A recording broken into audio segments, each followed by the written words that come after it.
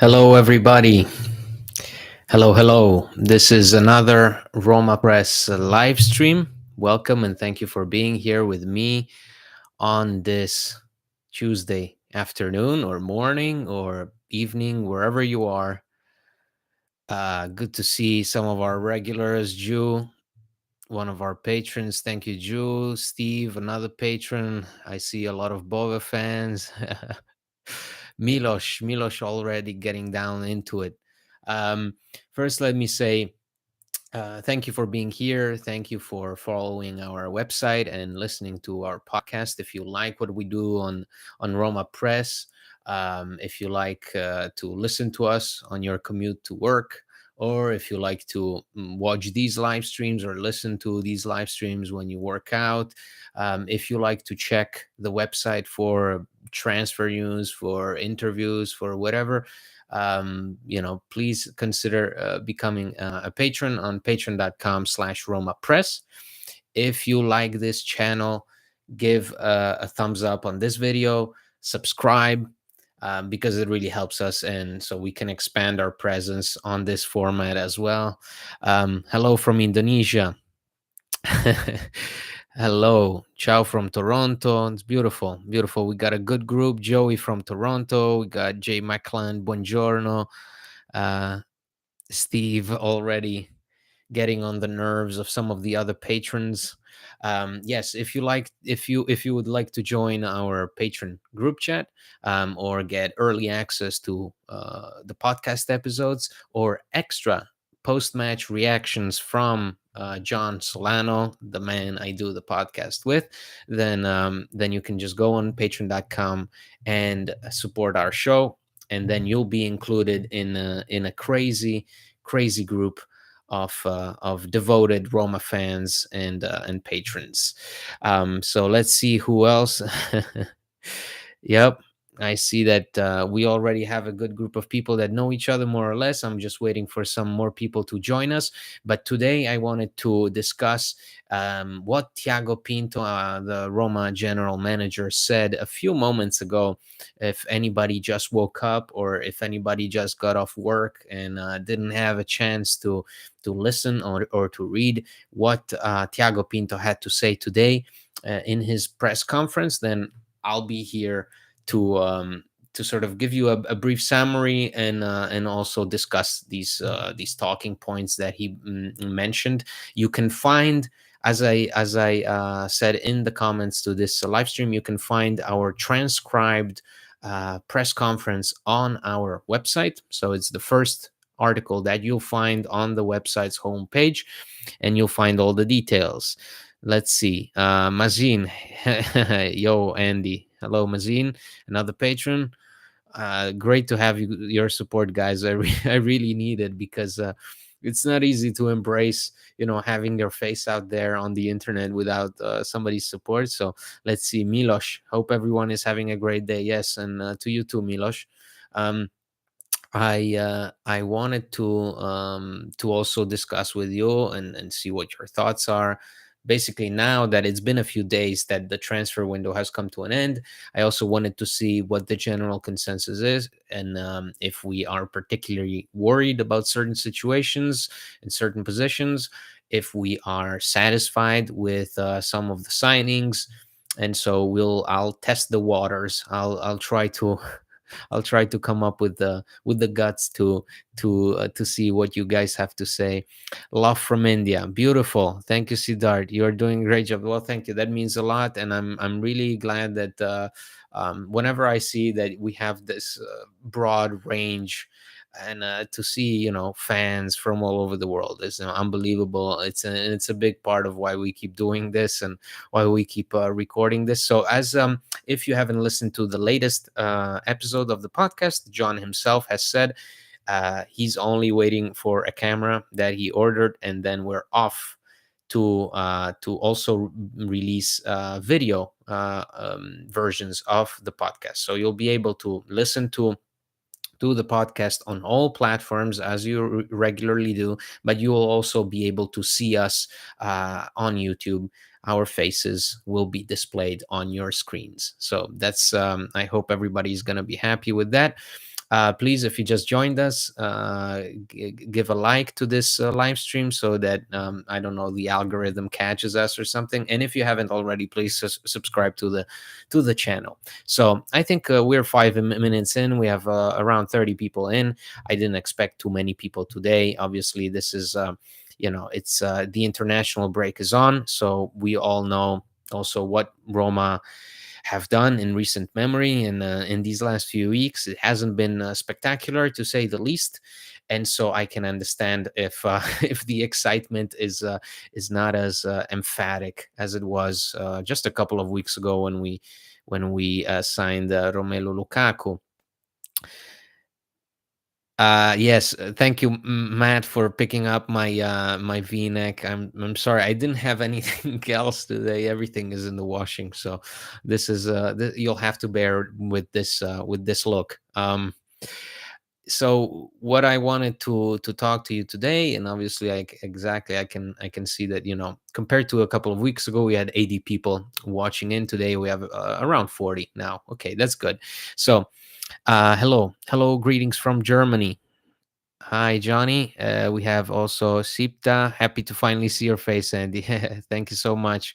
And thank you for following us. Michael asking if Carlos is here. I don't know, but if he is, I wish him a good day. Um, so let's get started while more people come in. Today, Thiago Pinto has this tradition of every, I think, every summer, not every transfer. So I don't think he does it in January, or maybe he did last time out because of the Zaniolo thing. But Thiago Pinto doesn't share much of what is going on with the media during the summer window. So the reporters are not getting much from him in that time. He doesn't leak a lot of stuff. So he has this tradition of organizing a press conference at the end of the window to answer the questions, to also discuss the various names that have been linked with the club. So today he mentioned several players that were linked to Roma, did not end up joining Roma, and we'll get into it right away. I wanted to again thank everybody for if you just joined in. Thank you so much for being here. Give a like to the channel and give a like to this live stream, and subscribe. If you want to have notifications when the live streams are on, just click the bell. And I always try to schedule these a bit in advance, a few hours in advance. So I also know that we're all, dealing with different time zones. Ciao, Andy, from the southwest of the states. Hello, Richard. Where exactly? Give us more. Oh, we have Sanchit from Singapore, another patron. Great to see you, Sanchit. Thank you for being here. So we shall get into it right away. Today, Thiago Pinto talked at length about Mourinho. He talked at length about Renato Sanches, which is a signing that a lot of journalists perhaps did not take issue with, but were a bit disconcerted as to what the prospects are with him given his injury history, and also discussed financial fair play. He mentioned Paulo Dybala's future at the club. And what else? Well, everything is on our website, and I'm gonna just be looking at your comments. If you have any questions, if you have any remarks, you can put them in. And New Mexico, good to see you, Richard. Great. I haven't been to New Mexico. I want to. Let's see. Okay, so we'll start with what he had to say about Jose Mourinho. And everything that I'm going to mention to you can be found on our transcript on the website of Roma Press. So about Mourinho, there is this idea that has been going on for a while, that there is this big disparity between the views of Thiago Pinto and between what Mourinho wants to do, despite being both Portuguese, despite speaking the same language. A lot of the media painted like there is some tension there, and Mourinho and Thiago Pinto sometimes clash in terms of ideas regarding the transfer window, regarding the objectives for the future, and so on and so forth. So today there was also a question regarding Thiago Pinto's own future at the club, given that his contract, like Jose Mourinho's contract, is set to expire this coming summer, so in 2024, and and so he touched upon that.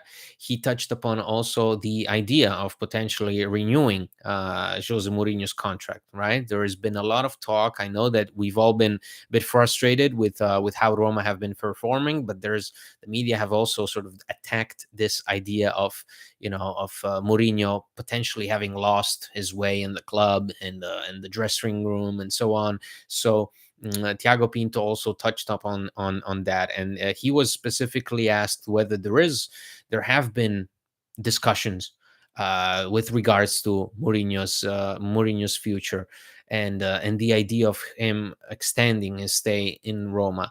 And when Thiago Pinto said it something very very very media friendly, said anything that regards contract renewals, especially for management, will not be divulged publicly. You will not know about whether we are discussing a renewal or not. These are things that we tackle behind closed doors. And he also said that there is no tension between him and Mourinho.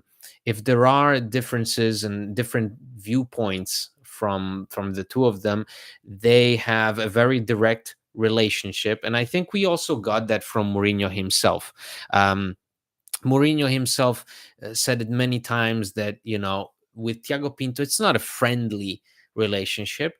It's a formal relationship, but it is direct. There is all if there is a need for a confrontation, there is a confrontation. If Mourinho has a specific way of looking at a situation, and Thiago Pinto has his own way, they will debate it, they will present it to each other. And so he reaffirmed that the main goal of the two of them is to do well at Roma, and that they're fully focused on the project. Pinto said that we both want to continue with this project at Roma. So meaning, I think he was referring to those rumors of, hey, is Mourinho gonna leave? Is he gonna leave? I know a lot of people even mention on the live stream sometimes that is there truth to the rumors of him going to, I don't know, Newcastle, Saudi, some national team, whatever it is. I think Pinto sort of try to calm the waters and say, listen, there's we are fully focused. This is not an easy moment. It's not an easy moment. We just started with 0 wins the new season, but that's the way it is. We talk the same language, and if there's something we need to clarify, we will clarify it. So let's see what you guys have to say, and please, exactly, drop comments, questions, and I'll do my best to get to it. So let's see. If okay, I hope. Sipta says, "I hope Thiago Pinto's still with us when Mourinho contract expires and leaves us."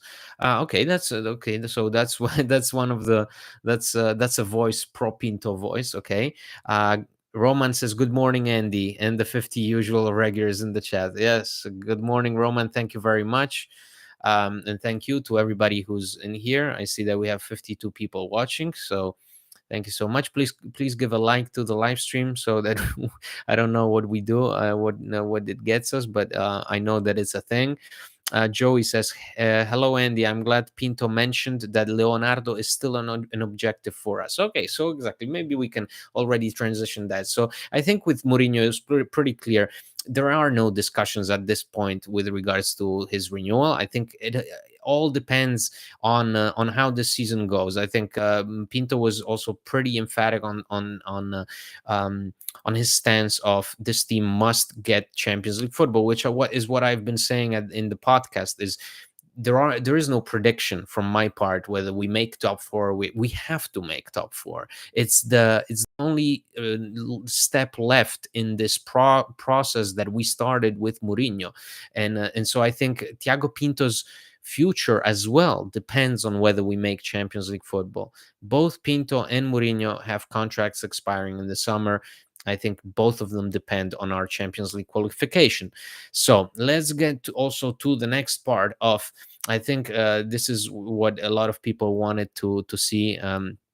Marcus Leonardo, which is a name that was up in the air and we were being linked to for a few weeks in July. I think it was almost a month of negotiations between Roma and Santos, and in the end, nothing came of it. At least not for now. And Thiago Pinto said it clearly that Marcus Leonardo is still an objective for Roma. So Roma will try to sign Marcos Leonardo in the next transfer window.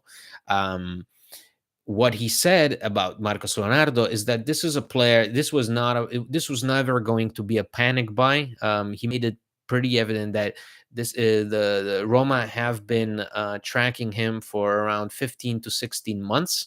That's what he said, and that negotiations were going very well with Santos. It seemed like it was not going to be a complicated deal to sign Leonardo this summer, but Santos' poor performance in the league, the fact that their coach was sacked, the fact that one of their executives and also a former Giallo Rossi player, Falcao, he resigned over sexual harassment accusations,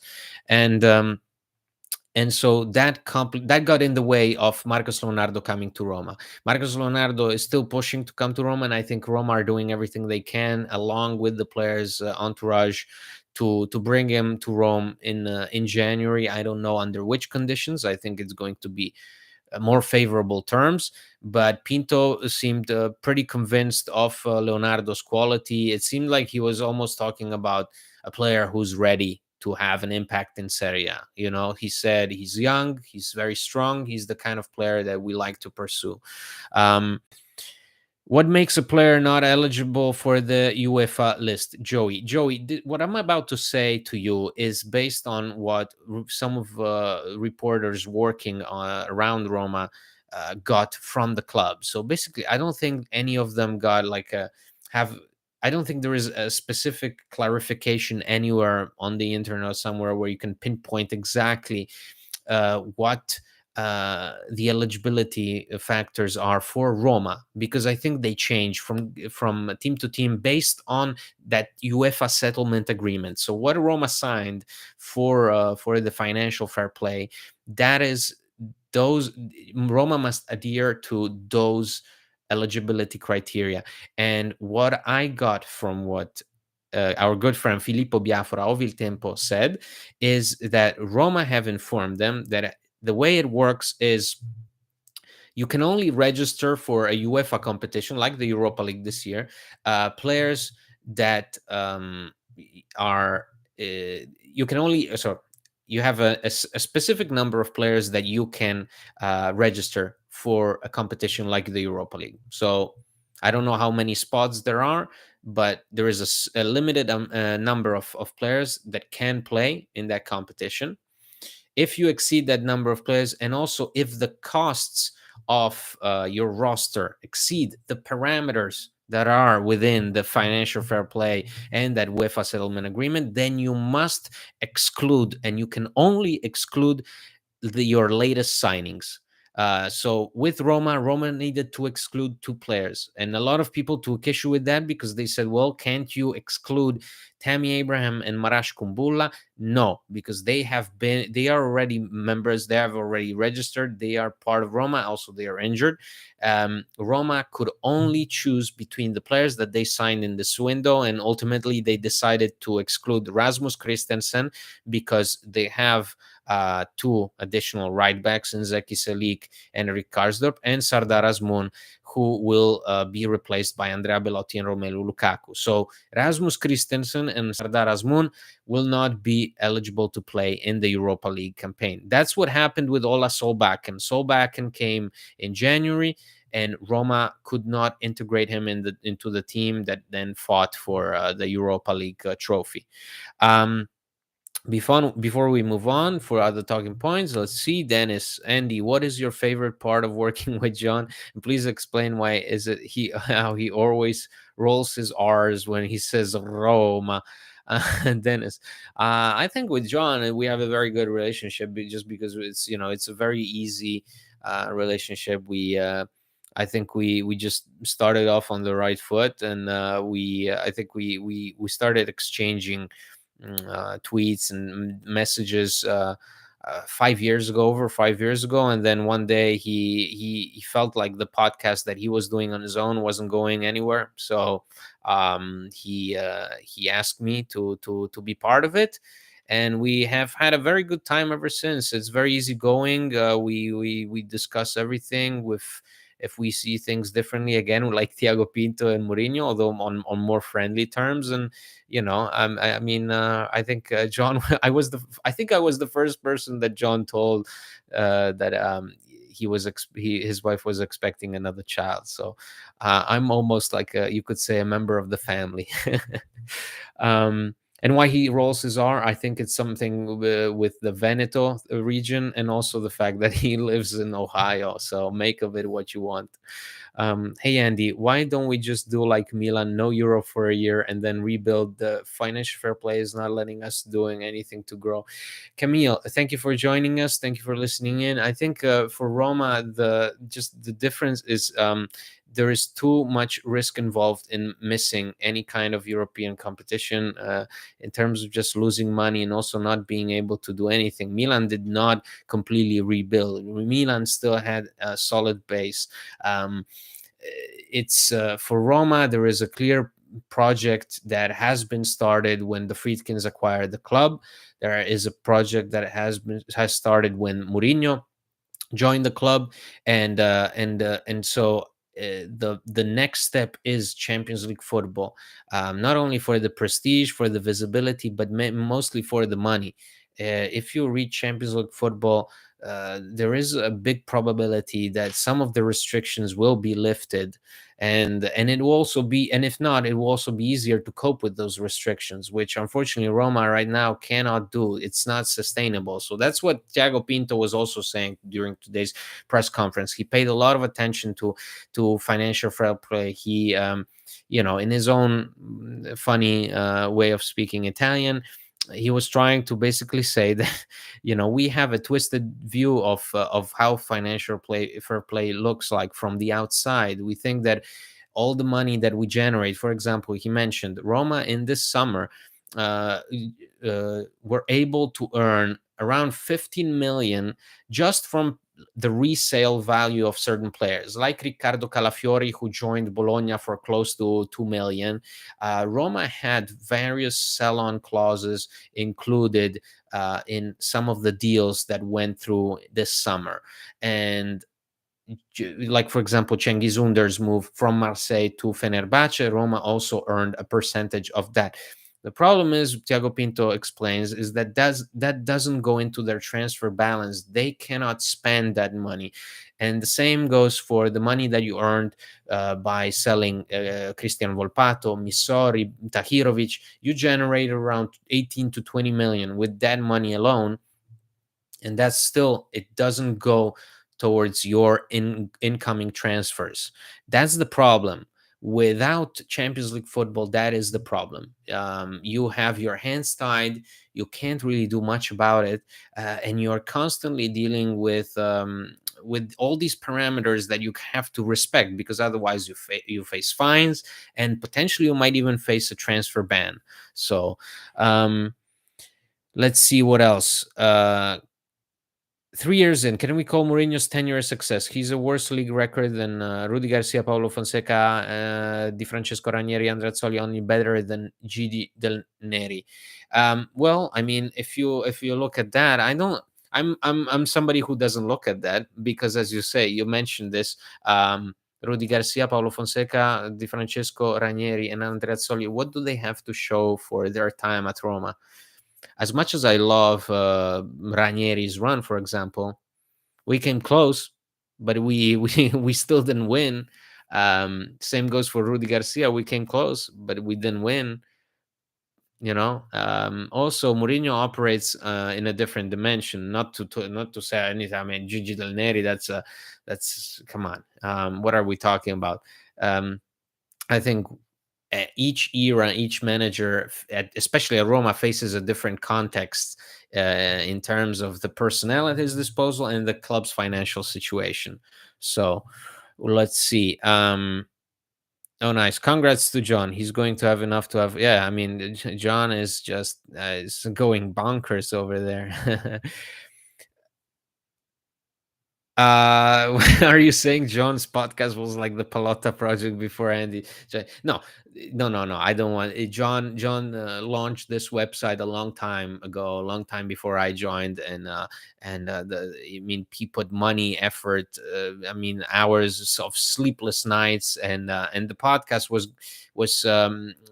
there, and he had some guests on, but it wasn't dynamic enough. He didn't have, somebody that he could spar with, or somebody that could take the podcast into a different direction. So I think we worked it out pretty well. And then I think, what was it, 2 years ago or something like that, I started to work on the website as well, to help him out. And then we just, I think we took off in these last 2 3 years. It's really going well, and that's why we're here, and that's why I'm talking to you guys, and it's really a huge deal for me. So let's see. So after talking about financial fair play, which, he painted a pretty specific picture also with regards to just the kind of players that you can aim at, right? And so he said, for example, that with Marcos Leonardo, that's Roma want to invest in young talent with a lot of potential, with huge upside, like Marcos Leonardo, but most of the time these conditions are not favorable to the club because of financial fair play. So if you go and you have Santos asking 20 million for Marcos Leonardo, over 20 million, Roma, in that particular instance, this summer, will not be able to say yes. They will say no. And he said, well, then we have to. What the next best thing is to go for players like Hussein Mouawar and Evan Dika, who we sign on a free, but that's not the real value. The real value is if you go on transfer market. He even specifically said transfer market. It seemed like he was reading some of your tweets. These players are worth 25, 30, 35 million, but we get them on a free because that's the next best thing. And I think that's what I always maintained, is that Roma want to move to a better future. The people say, where is the scouting? Where are the young players? Why are our hands tied constantly? Well, the club, I think, clearly want to go in a different direction, and that's why I say Champions League football is essential. Hi, this is Fuad from Saudi Arabia. Hi, Fuad. Do you think Roma can play 4-3-3, and if so, who'll be the starting 11? Okay. Well, I think that's a question for another live stream altogether. But I do think they can play 4-3-3. Maybe the options for the attack in that formation would be limited because we don't have pacey wingers, with the exception of Stefan Al Sharawi. So, so let's see who says. Oh, okay. I see. Was the Zapata transfer saga spoken about? Ibanga asks. Yes, I didn't. Briefly, and also in this very, it's sometimes Thiago Pinto, when he speaks Italian, it becomes very convoluted, and so it's difficult to pick out the where the sentence is going. So if I'm not sure, I'm not gonna put it on the website because then it just becomes a mess. He mentioned, only when he was asked about Zapata, he only said, I was very stubborn and I don't want to blame Atalanta. Basically, that I hold no grudges against Atalanta. So I think what he means by that is that Roma were offering something. Atalanta were saying, no, we want, I don't know, a permanent deal. We want 10 million, and Roma were not willing to spend that much, or were not willing to offer him a permanent deal. And so Atalanta just turned them down. Roma walked away and focused on Lukaku. And so I think that's where the Zapata saga ends. And I assume that was the case. It seemed to me that Zapata was not the profile that Roma would go out of their way to sign on a long-term deal.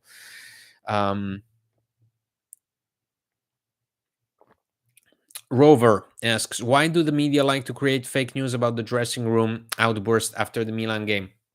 because it's the thing that you do when there is an international break and the results having been going your way. It's only I think it's very typical for the media to, as I said, when you don't get the results you wanted and then there is an international break in the way, uh, you that is the fertile ground for rumors.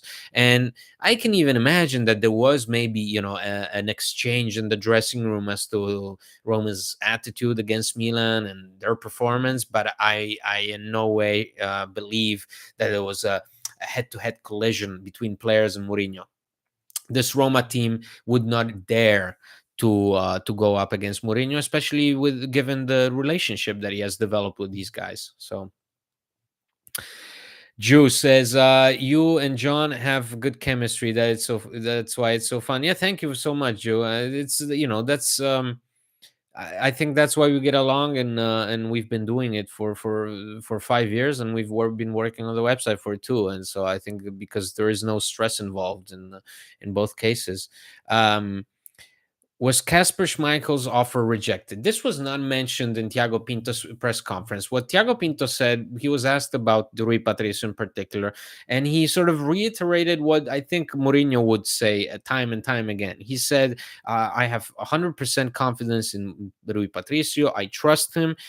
We have to get better, but I trust him. And I have not contacted any agents of goalkeepers. So presumably, Roma had been offered Hugo Lloris and Kasper Schmeichel in in this summer. Probably, if they were offered, they were offered by some intermediary. It never works the way we imagine, where it's the agent who goes knocking on the club's door and says, "Here's my player." No, usually it's intermediaries that are like, "Hey, you need a goalkeeper or you need an attacker," and that's how it works.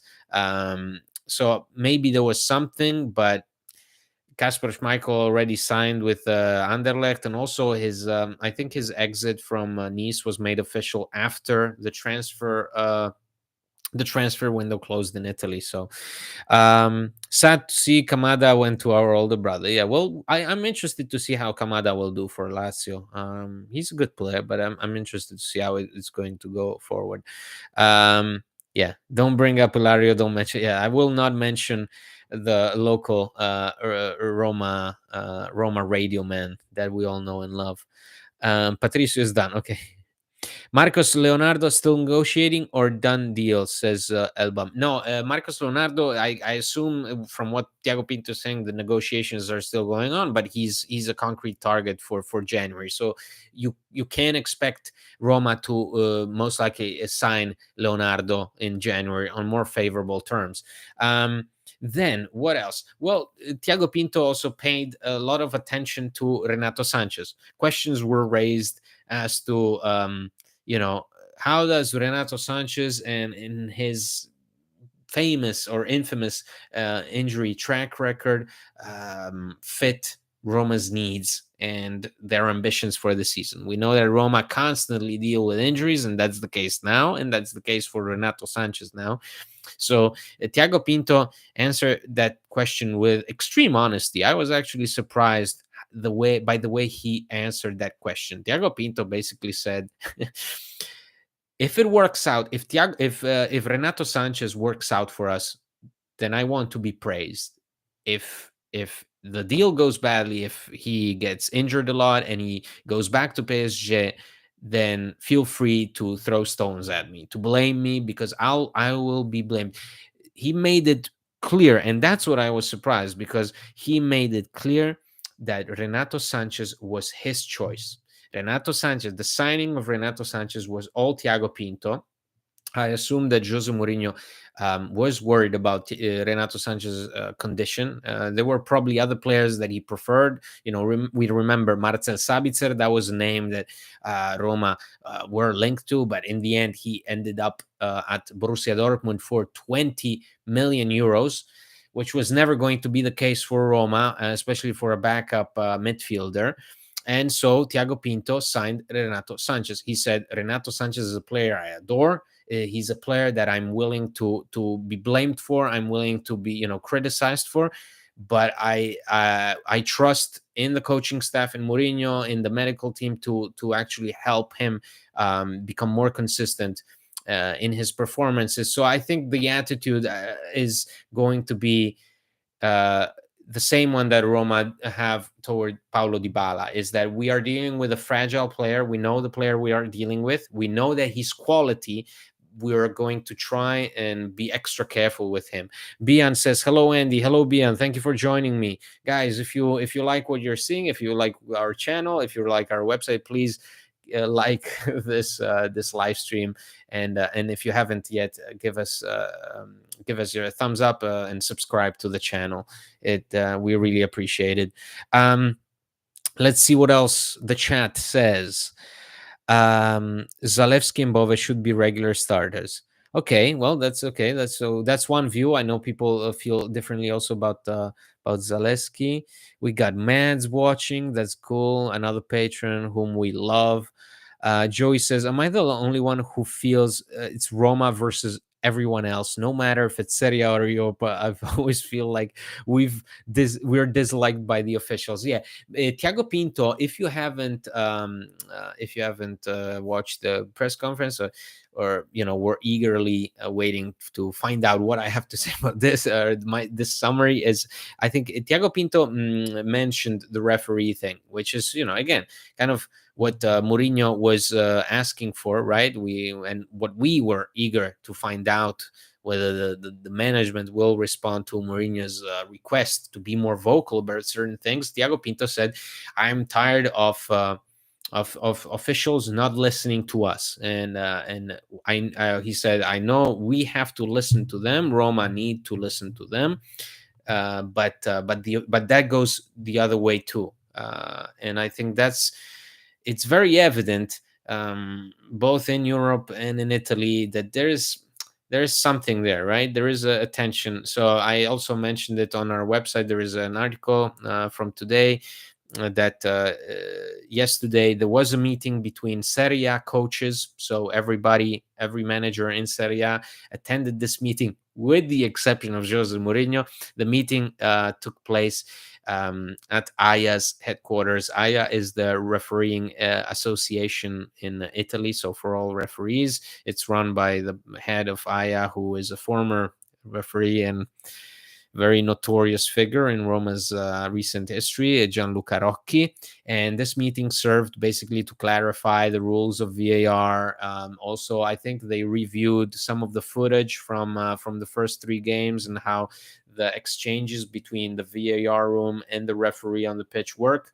And some of the managers also made some suggestions as to how to facilitate communication between players and the referees. And Mourinho was not there. He was replaced by Roma's general secretary, Maurizio Lombardo. So I already see. Okay, so he said, okay, Sipta says Matic left us a big hole in our midfield. Okay, then that's another talking point that Thiago Pinto briefly brought up. He was asked about Matic, what went on. He said the classic, exactly media friendly answer, which is, I don't want to talk about it. What happened is something that I did not expect from him. I did not see this coming, and what I could do is get somebody else in fast. He said, "Fortunately, we got Leandro Paredes." Um, we have to remember Leandro Paredes. We got him on a €3 million deal, and I think, in all fairness, for a reaction signing, we may like it, we may not like it, but I think that there is good business in that dimension. Given that situation, I think it's good business. But basically, the conclusion once again is Matic's exit is this mysterious black hole that we will not get an answer to. It seems like it's impossible to get an idea of what really happened behind the scenes. Thiago Pinto also mentioned Fratesi. He confirmed Roma were in the conversation with Davide Fratesi for the past year. I mean, we know that Roma had been tracking Fratesi for the past 2 years. They were really in talks to sign him last year in the summer. It didn't work out. Roma focused on Gini Wijnaldum instead, because again, the conditions, the circumstances changed. And in the end, Davide Frattesi, I think, grew irritated with the whole situation. His agent tried to play, who's got the best offer. In the end, the player decided to join Inter. So Pinto confirmed that this was the situation. Roma liked Frattesi, but in the end, it depends on the player who makes the final decision. Rover asks, "Are John and you Italian?" Yes, yes. John is Italian. He's in the States, but he travels back and forth. I'm also Italian, and I'm in Europe, and I travel all around the place. So, but we are Italian. I was born in Bologna. And basically spent my childhood in Italy, and then been moving around the place a lot. Um, Renato Sanches, after 20 minutes, is already sharing the medical room bed with Tammy. Fantastic players, but his bones are made of pocky stick. I wouldn't worry too much about Renato Sanchez's current injury, because I think it's not much of an injury as it is sort of like a situation where Roma are trying to assess what held him back over the last few months, and trying to get him back to the best possible fitness levels. They don't want to rush him. They don't want to do what they did with Dybala last year. Remember when Dybala was starting? All of a sudden, Dybala was starting every single game, and then we know what happened again in that Lecce game. He goes up to take the penalty, he scores, but he pulls a muscle, and is almost out of the World Cup. So I think that's with Renato Sanchez more of a precaution. Let's see, Thiago Pinto A+. Do you think the leaders on the team who haven't been performing, Pelle, Rui, Smalling, need to have a secured place in the starting 11, or should they have consequences and benched like other players?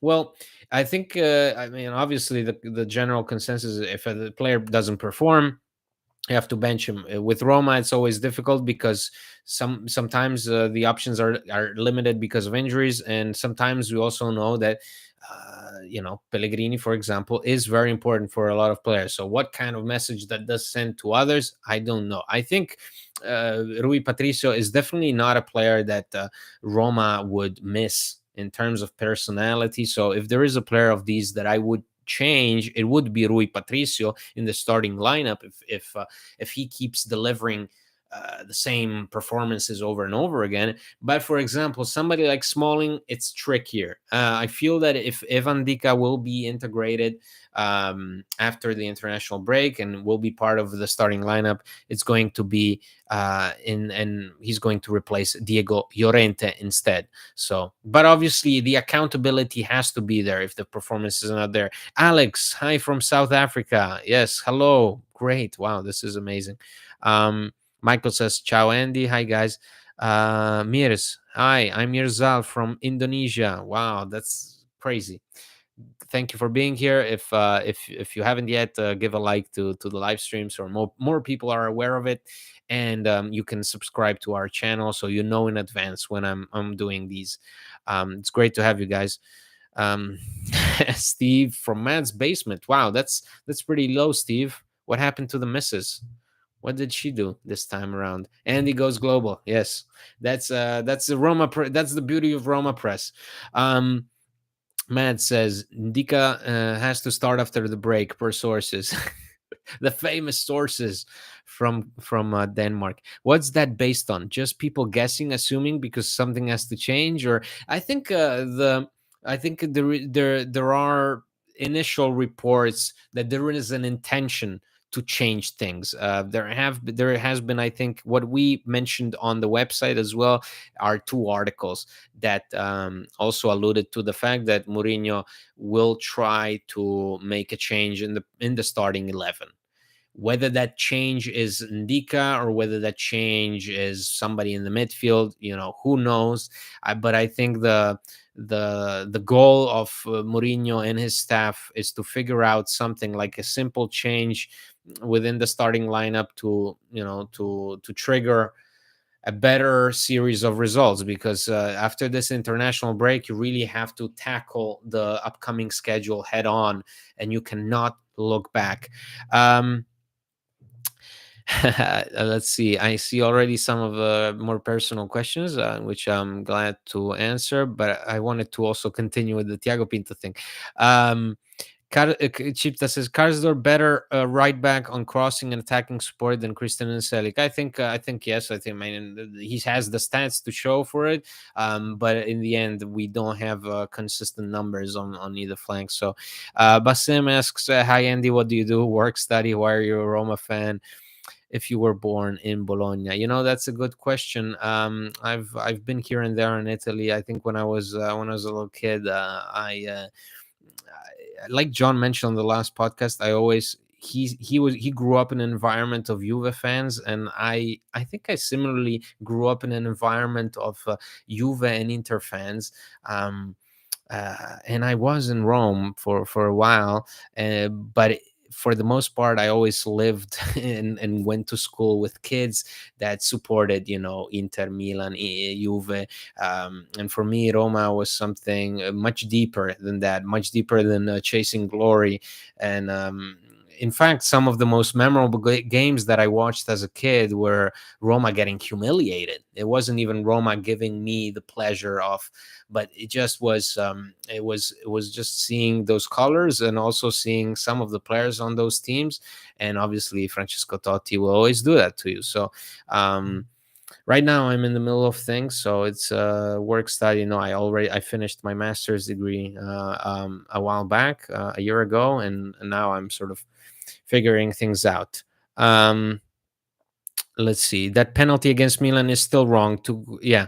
Well, Thiago Pinto also said that in his rant about referees. He mentioned that he sees no difference between what happened to Zaniolo against Napoli, and that wasn't called a penalty a year ago, and this time around with Rui Patricio and Ruben Loftus-Cheek. So um let's see what else. Well, Thiago Pinto also was asked about Paulo Dybala's future, right? We all heard these rumors of, well, Paulo Dybala is going to sign a contract extension this summer, and it was after the Europa League final, then it was in July, then it was going to be at the beginning of August, then it said after the transfer window. Thiago Pinto did not give a specific answer to that question. He said only that the relationship between the club, Dybala, and Dybala's entourage is very, very positive. Like there's a, they all like each other. It seems there's, it's a good relationship, and they have an open dialogue. And Pinto said, "We will do everything to keep Dybala with us." So make of it what you want. In my mind, it means that we are going to tackle discussions for a contract renewal with Dybala pretty soon.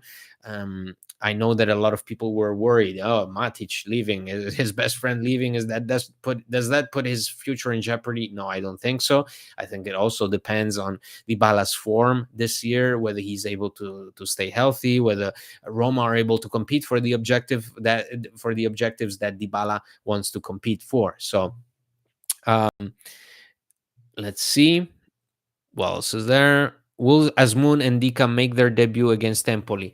Asmoon, I think it's very likely because he's already training with the group. Today he worked with Mourinho and the other guys who are at Trigoria. He did not leave for international duty. Ndika is on international duty, so we don't know. I don't know whether he will be integrated right away into a starting lineup. I think Asmoon will come off the bench against Empoli, but he will come off the bench. So I think it's more likely that to see Asmoon make his debut against Empoli. Mm. Thiago Pinto couldn't have done any better in this market with financial fair play restrictions. And, you know, I wanted to have this live stream exactly maybe to tackle this, but from your point of view, what do you guys think? Could Thiago Pinto have done more with the financial fair play restrictions, and also given what Roma needed? Um, I think the main message, and I think Tiago Pinto expressed this. You can find it in near the end of our transcript on our website. Tiago Pinto briefly said that he's never satisfied with what he does. I think this summer in particular, he felt a lot of pressure. He said, "I suffered." Like he actually said, "I suffered." I think this summer was particularly hard on him because he had to find permanent solutions to a lot of difficult situations, including Justin Kluivert, Gonzalo Villar, Brian Reynolds, players that did not fit Roma's project and which Roma needed to offload as soon as possible and permanently, not on a loan basis, not on anything. They needed to find them a new home because the club could not be paying such huge sums of money for players that were not part of the project. So this summer, I think, in finding solutions for those players and also then to work on the incoming transfers was particularly hard for Pinto because he sort of, we know that Roma needed to generate 30 million in revenue by June 30th. They did slightly below that. Then they had to settle that whole Nemanja Matic situation. They had to find a team for Gonzalo Villar, who was still without a team. They had to find a team for Roger Ibanez. It's so, and then obviously that striker situation was a mess. As we said, Roma knocked on several doors today. The agent of Marco Arnautovic basically confirmed what John had reported on the website, is that Roma had made an offer for Marco Arnautovic, whether you like him or not. They did, but Bologna at that point of time, they said no. They didn't have a replacement, so Marco Arnautovic looked like he was going to stay at Bologna. In the end, Bologna changed their mind and they accepted an offer from Inter. But Roma were engaged in talks for him with his entourage, and so I think that's really the essence of what Pinto had to say. By no means, Pinto, tried to make it look like his job was, his what he did this summer was incredible. He didn't pat himself on the back. He actually was very, I think, critical and open about what he had to do and what he did. Like that Renato Sanches comment of whether it works out or not, I am the man to address. If something goes wrong or if something goes right, you come to me with it. Whether you want to praise me or bash me, I'm here. And I think that was, that was welcome, because I don't think he was as open as he was before in the past. Maybe it has something to do with his future, which is uncertain. We don't know. We saw links with Tottenham, who were looking at Pinto. But yes, Pinto is 1 year away from the expiry of his contract, just like Mourinho, and there is no indication of whether they want to stay or leave. So I want to see what you guys have to say to that. Joey says he did all right. He had too many positions to strengthen with financial fair play. His only fault was negotiating deals for too long and losing other opportunities. And I think in those situations, we never know really the extent to which these negotiations take place. Like, for example, with the Zapata thing, I don't know if the talks between the two clubs really stretched to the lengths that the media made it seem like, because Pinto said with Lukaku that they had already talked to him and they were waiting just for the right moment to lure him in. So that makes me doubt a little this narrative of Roma, desperately seeking a move for Zapata, while you have in the back of your head that there is a possibility of getting Lukaku. So under certain, and that obviously it depends, because maybe the club was chasing Alvaro Morata, maybe not. I doubt that the club really went after Morata so seriously, because you were never going to pay a release clause of 20 million. Is Aouar's injury serious? We don't know. He was not called up for international duty, so he's supposed to continue his recovery at Trigoria. Pinto cleaned all the mess. I do think that this was, when I say it was particularly difficult, I think because people maybe who started recently following the club don't realize the magnitude and the challenges that were involved in this window in terms of the names that Roma had on the roster. Like, if you look at that list of players, you see this endless list of names that were contributing zero to Roma. Zero. That hadn't played for the club in 2 years, and they were still there. Um, and you can say, for example, a situation like Matias Vigna, that's a situation that Pinto created, and I fully understand, and I agree. Eldor Shomurodov, similar, but it is pretty apparent that sort of Pinto made it his stance to, this summer I'm gonna get clean everybody else's mess, and I'm gonna deal with my own mess later on. So exactly, Matias Vigna, Eldor Shomurov, these are all guys that are on loan with option. These are not permanent deals. So these are things that Pinto will have to deal in the future if he stays at Roma. Next season, Roma still on financial fair play. Yes, I'm afraid so. But again, it depends on whether the club can achieve Champions League football. That's why it's such a big deal, because it can really facilitate things. It can make your life easier.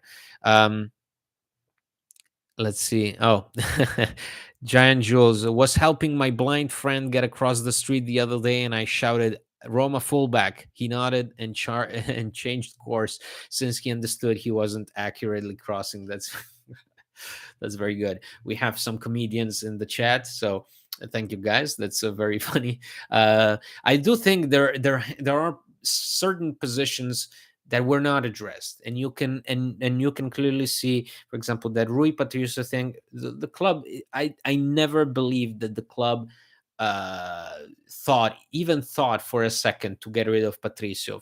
In my opinion, Patricio was always going to stay, regardless of his performances the opening of this season.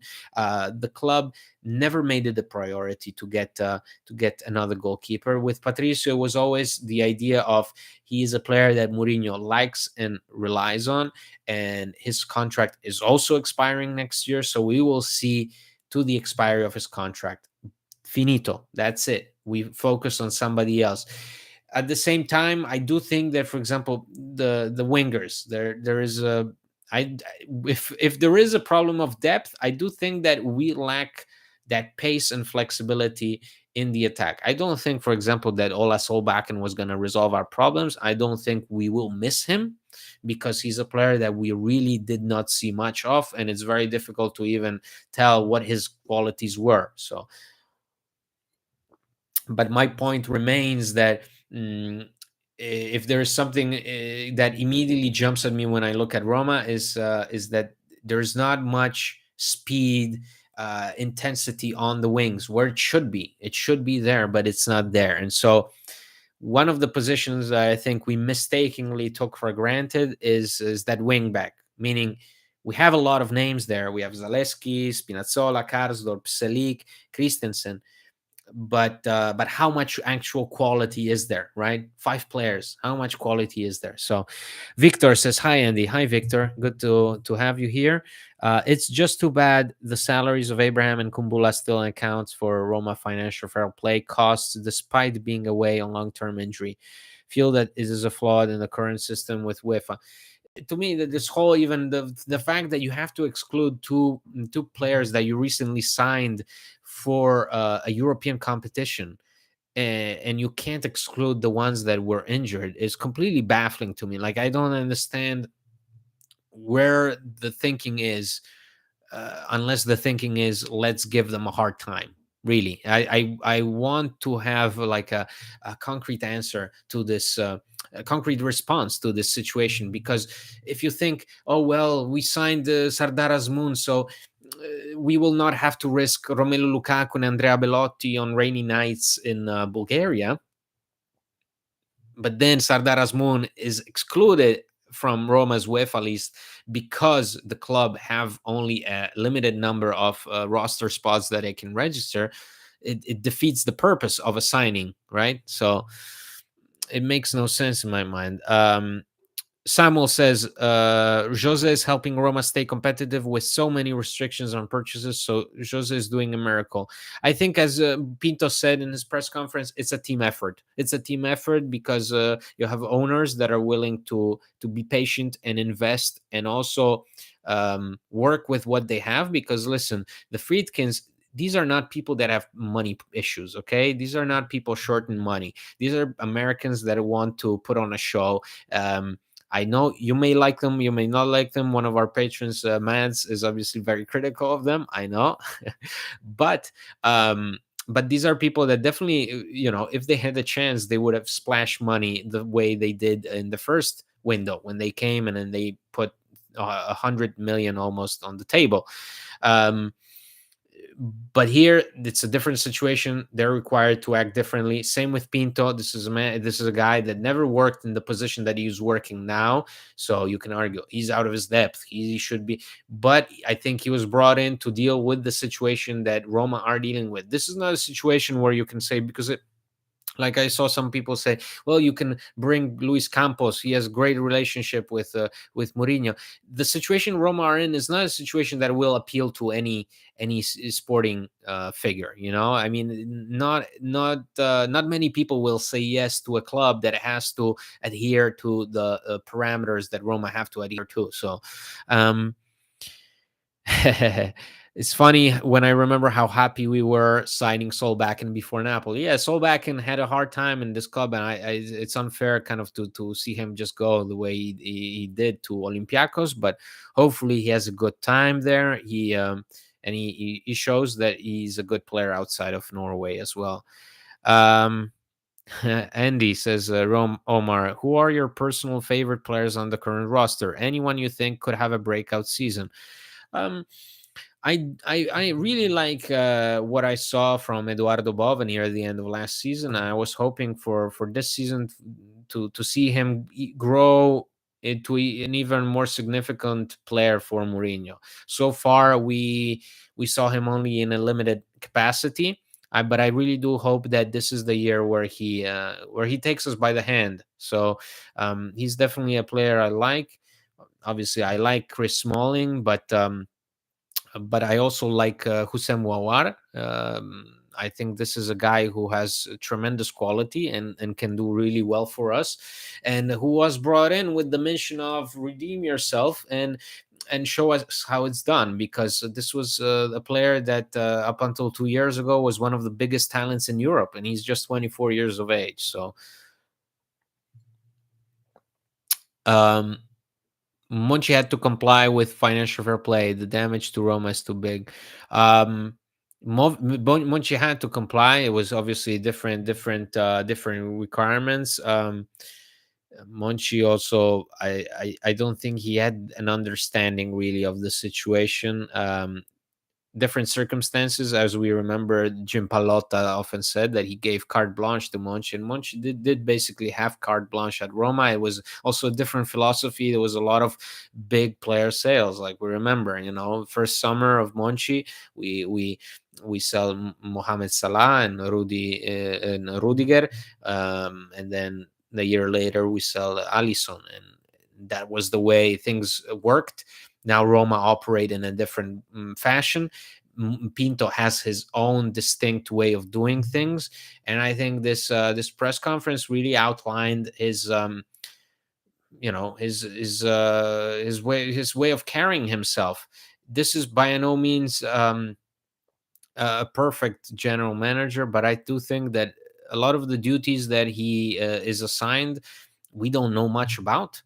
And I also think that the way the clubs operate, he paid attention to the fact that Roma are relying heavily on the youth sector. He highlighted that. He emphasized the fact that Jose Mourinho is responsible for, betting on the youth players a lot. And so I get the feeling that this is going to be another year of occasionally seeing guys like Pagano, like Pizzilli make appearances here and there. So let's see. Samuel is saying Pinto is doing great. Okay, well, that's encouraging to see more people on the Pinto train, because that doesn't seem the general consensus, say, on Twitter. But again, it shows you, that's what I was trying to say also to people the other day, right? Because now we are in a difficult situation. Results are not there, and people see a lot of the stuff of Mourinho out and this and that, and there is a lot of drastic takes on the internet, and people are calling for the heads of Pellegrini and Mourinho and Pinto, and but I think in the reality of the situation at the stadium, or the people around the team or in the city who live that, it's different. It's different. There is, I think, the support is there and is going to be there, because at the end of the day we have to keep everything in hindsight. This is a team that that is 3 games into the new season. So I do agree the results are disappointing, and we this roster is by no means perfect. This roster has, as we said, a lot of gaps. Players are underperforming, and you can argue about the quality of certain players, and you can argue about the tactics involved, and you can argue about the mentality and what happened after the Europa League final, whether this team is out of gas. But I think it's too early to make this kind of judgment, to also say, oh well, he needs to be out, he needs to get sacked, he needs to we will review this, we will summarize this somewhere along the halfway point. Right now you are in an international break, so as I said, it can be good, it can be bad. It can be bad because of a lot of the noise will be produced in this international break. A lot of the rumors of exactly the tension between the coaches and the players, those rumors will reemerge. People will continue talking, but at the end of the day, you're 3 games in, and you're looking at I think a favorable schedule when you come back out of the international break. Does this Roma team, can they change overnight the way they play? Definitely not. I don't think they have the quality to do it. They're not the Galacticos, they're not Real Madrid, they're not Manchester City, but can they play better than they did in the opening 3 games? Yes. And so I think that was the conclusion of the Pinto's press conferences. We did what we could. It's not perfect, and if it's not going to work out, feel free to blame us. But we have to keep a balanced viewpoint of things, right? So can't wait, John, to join a live streaming podcast. John, I don't know if he will join the live streams, because really we operate in different time zones, so it's complicated a lot of the times to update each other on this last minute notice. But we will be going on video with the podcasts next week. So I think next week, depending on when his camera arrives, we will be going on video soon, the both of us. So people don't realize that we don't have the pool of Champions League clubs. Even top teams in bum ass leagues have a bigger pool, as long as they can play on Wednesday night. Pinto has been fine, says Giant Jules. Yes, a lot of it. That's why Champions League has to be the goal for Roma, because of visibility. What Friedkins are trying to do, and we saw it with Romelu Lukaku's presentation, which I think is a big part of this transfer window, right? It culminated with Lukaku. So Lukaku's arrival was this marquee signing that we felt was in the air, and then we doubted it, right? Sardar Azmoun arrives, and we all basically drop dead. We think, what? What is that? But Romelu Lukaku's arrival is the culmination of that, and I think that's the idea of these signings of Mourinho in the first place, of Dybala, Wijnaldum at the time, Tammy Abraham, and Romelu Lukaku, is the visibility involved, is the fact of having Roma's name up there. So despite the fact that, as Pinto said, we're not Manchester City, and most of all, we're not Manchester City in terms of transfers. So even with Champions League football, I don't believe the situation will change drastically. But as Jules points out, your visibility, your appeal, your brand becomes more recognizable, and you become a bigger player on the world stage. So, guys, if you like this live stream, please put a like on the video, and if you haven't subscribed, so you know that. What's gonna happen next. I can't promise the frequency with which I release these, but I'm really having a good time just looking at what you guys have to say. So these are going to be some of the final talking points or questions. So if you have any, please write them down. Roma and Pinto and Jose are an honorable team, respect to, yeah, with respect to financial fair play. But sometimes referees, like oil money teams, they have no honor because most refs have no honor. Okay, Samuel, I think that was very yes, it's to the point. um you can argue Roma, by adhering to these rules, they're suckers, and they and they shouldn't respect them, because in the end you're always getting screwed. But a lot is riding on the credibility of this club, on the visibility, on the fact that they're out there, that they're competing for European silverware. And you can't get caught doing stuff that might compromise your integrity. And I think Roma are all about it. um Big enough pool for Lukaku, Paredes, Sanchez. Roma's roster is expensive. They should be judged to a higher standard. Yes, Cesar, to a point, because also remember, the big enough pool is for a Lukaku that was rejected by Inter and Juventus, Paredes, who had been excluded from PSG's roster. Same for Sanchez. So let's not, these are, if Lukaku is a big deal for us, he is a big deal, but let's keep in mind he's on a dry loan, right? So Roma can afford now to make these signings, but on certain terms. This is not, by no mean, this is a club that can just go out of its way. And you can't tell me that, for example, Renato Sanches is that big of a deal, because this is a guy that, as we all know, has been marginalized to an infirmary for the past 2 years, 3 years, something like that. um, People keep telling me that this team needs three at the back due to the qualities of our defenders. Obviously, the number of goals we're conceding says otherwise. We need another man in the midfield. That's what I'm hoping for Roma to address in this international break. I assume that there has to be a change, perhaps not in the personnel in the starting 11, but maybe tactically there has to be something. And more importantly, in terms of personality, there has to be more fight, more anger on the pitch. We haven't seen enough of that. So unless you have other questions or remarks, I wanted to say once again, thank you everybody for following this live stream.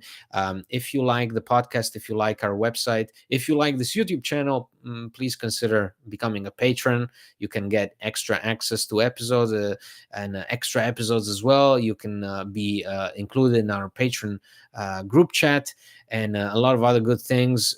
So if you go to patreon.com/Roma Press, you can help us and you can support the show. And that really, really means a lot to us, because we can keep expanding. We can keep doing this on a regular basis. Thank you so much. And I wanted to thank you for taking the time to join me wherever you are. I really appreciate everybody from all over the world. I know we have people really from all places. India, I think South Africa we had today. We had Singapore. We had New Mexico. So thank you guys. It really means a lot, this international support. Samuel, yeah, I have a question. If you want to, Samuel, you can write it down quickly. But I wanted to say once again, yeah, thank you so much. Ciao, Andy. Oh, Mads also. Is the club not willing to do, or maybe not allowed to do anything about the state of the pitch at the Olimpico because the municipality is the responsible party? Pitch looks like a potato field, says Matt. These are things that I think Roma and Lazio are. This is one of the things that Roma and Lazio are fighting for together. Um, Yes, it is. It has to do with the municipality. It has to do also that the pitch is the same pitch that is used by the Italian rugby team, and so I don't think Roma have enough leeway to mess with those things. I agree. Olimpico is a huge problem, and it's a huge issue for the club, and it's a huge issue for Mourinho. But it's not up to Roma, I'm afraid. So that's it.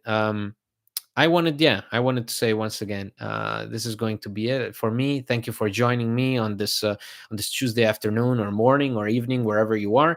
Hope you have a nice rest of the day.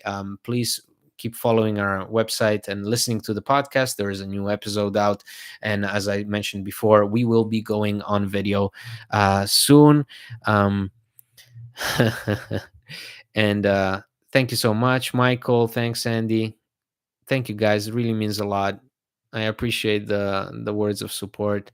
um and yeah, so Dai Roma, Forza Roma, thank you so much. See you on the next live stream. If you haven't done already, subscribe to our channel and put the notification on so you'll know when I'm going live next time.